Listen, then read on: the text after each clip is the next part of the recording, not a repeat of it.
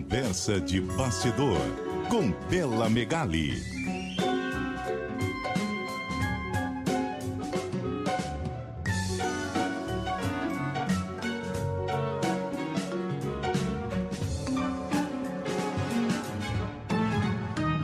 Bela Megali, muito boa noite, tudo bem? Boa noite, Débora. Boa noite, Carol. Boa noite, ouvintes. Oi, Bela. Ô, Bela, quer dizer que o anúncio de aposentadoria do ministro Luiz Roberto Barroso foi lamentado de A a Z? É isso mesmo, Débora. Teve até aliado do ex-presidente Jair Bolsonaro mandando mensagem de lamento para o ministro Luiz Roberto Barroso, depois que ele disse na quinta-feira passada que ia antecipar sua aposentadoria no Supremo Tribunal Federal em 8 anos. Eu, inclusive, vi as mensagens, e, de fato, me chamou muita atenção o tom elogioso para o Barroso. O ministro foi abordado por esses aliados do ex-presidente Jair Bolsonaro falando que a aposentadoria era precoce, que era uma perda para a corte.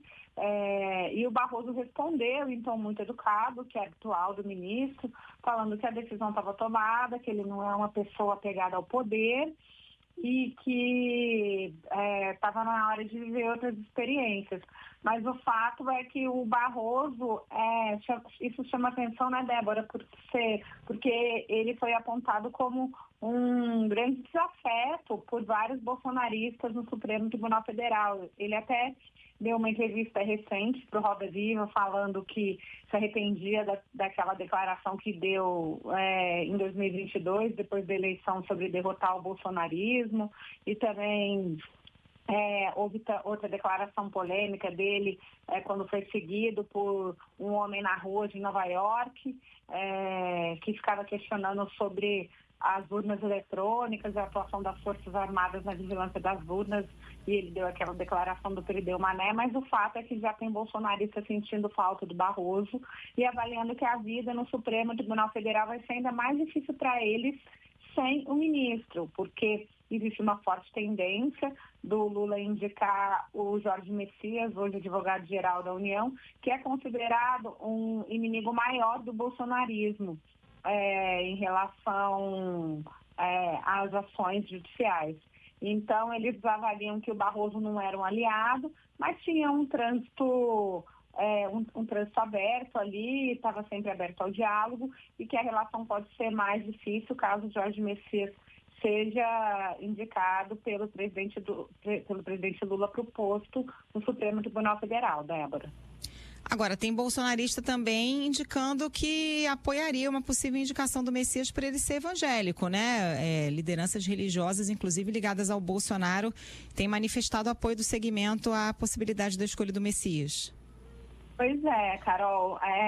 O Globo, inclusive, já chegou a publicar uma manifestação do Malafaia, o pastor Malafaia, que é um aliado de primeira hora do ex-presidente Jair Bolsonaro, falando que não tinha nada contra o Messias, que não se opunha a ele. E hoje eu falei com o fundador da Igreja Sara Nossa Terra, o bispo Robson Rodovalho, que também é uma figura, uma liderança evangélica alinhada ao bolsonarismo, e ele fez vários elogios ao Messias e disse para mim que tem uma leitura de que tem uma visão unânime entre os evangélicos de que o Messias seria um bom nome para a corte, que existem claras divergências na esfera política, mas que é uma pessoa com retidão, com caráter, também aberta ao diálogo, que tem uma trajetória sólida. Todas essas palavras do bispo Robson Rodovalho.